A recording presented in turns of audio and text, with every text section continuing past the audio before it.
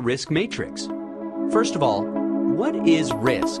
Now, if you think about it, life is full of risks. From the time we wake up to the time we go to sleep, and even in between.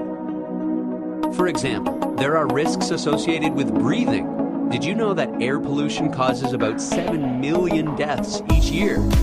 There are risks associated with eating. Foodborne illness causes about 420,000 deaths each year. And then there's traveling.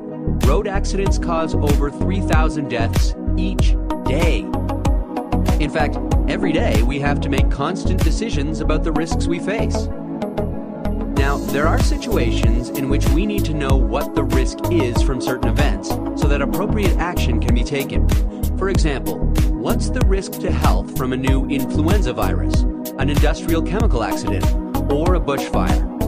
But first, what exactly is risk? Risk can mean different things to different people and in different contexts. But in very simple terms, risk can be thought of as the product of how likely someone is to be exposed to something bad, a hazard, and the consequence, which is how bad the outcome will be. Let's have a look at an example. Say you have to cross a road, and you're trying to figure out what the risk associated with this is. Let's take a look at some different scenarios. In the first scenario, our hazard is a bicycle. Let's assume there are only bicycles allowed on this road. Let's also assume that the road is not that busy and there's only one bicycle every 5 minutes on that road. Now, because bicycles don't go on that road very often, the likelihood of the bicycle crashing into you is low, right? If the bicycle does crash into you, the consequence of that would be relatively low, wouldn't it? So in this scenario, the likelihood and the consequence are both low. Therefore, the overall risk is low.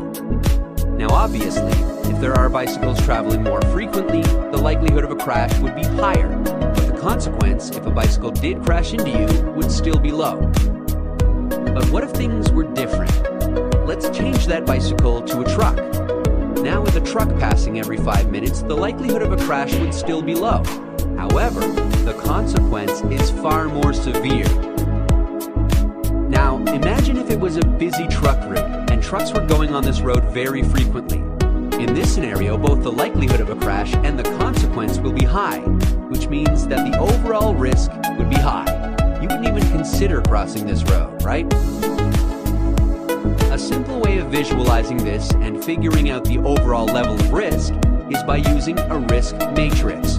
In a risk matrix, information about consequence and likelihood can be used to determine the overall level of risk. Let's have a look at a simple risk matrix. A risk matrix is basically a table or grid with a measure of likelihood on one side and consequence on the other, graded from low to high. The combination of the two, which is the overall level of risk, can be categorized as low, medium, or high, and color-coded. So let's get back to our example. In the scenario in which there are bikes traveling very infrequently, the likelihood is low and the consequence is low. Therefore, the overall risk is low. When there are more bikes, the likelihood is high, but the consequence is still low, and therefore the overall risk is medium. Let's consider the truck now. In the scenario where trucks are infrequent, the likelihood of a crash is low, but the consequence is high. The overall risk is medium. And if it's a busy truck route, the likelihood and consequence are both high, and therefore the overall risk is high. So that's how a risk matrix can be used to determine the overall level of risk using an assessment of likelihood and consequence.